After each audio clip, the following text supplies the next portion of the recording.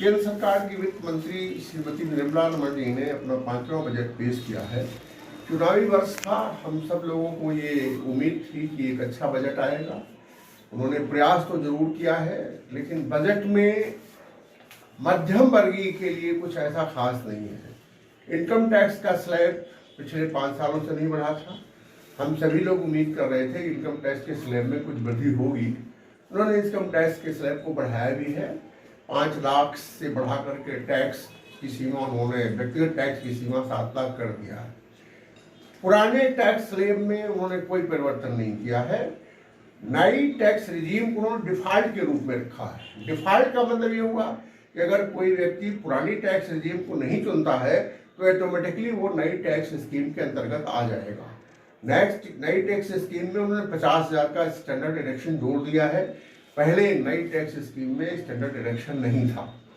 नई tax scheme में उन्होंने 3 लाख तक की इनकम को शून्य किया है।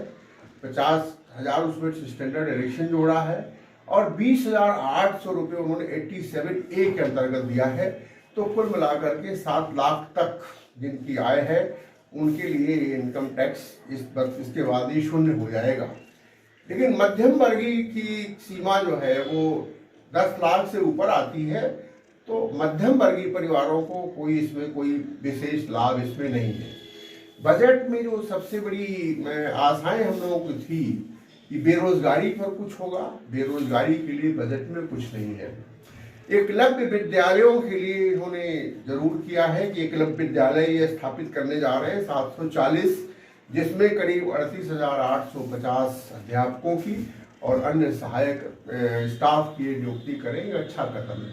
महिलाओं के लिए एक अच्छा निर्णय इन्होंने ये लिया कि कोई भी महिला या कोई भी बच्ची, कोई भी लड़की अगर 2 साल तक 2 लाख रुपए का निवेश करती है तो उसको 7.5% का इन्होंने इंटरेस्ट देने का इस बजट में प्रावधान किया है।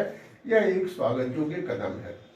इसके अलावा सीनियर सिटीजन के लिए हमने बजट से पूर्व मांग किया था। कई मांगे हमने वित्त मंत्री जी से किया था। उसमें इनकम टैक्स स्लैब बढ़ाने की भी मांग की थी, सीनियर सिटीजन के लिए सुविधाओं की मांग की थी, महिलाओं के लिए भी मांग की थी। तो 2-3 बातें हमारी बजट में आई हैं। सीनियर सिटीजन के लिए उन्होंने जमा की धनराशि को 15 लाख से बढ़ा करके 30 लाख कर दिया है।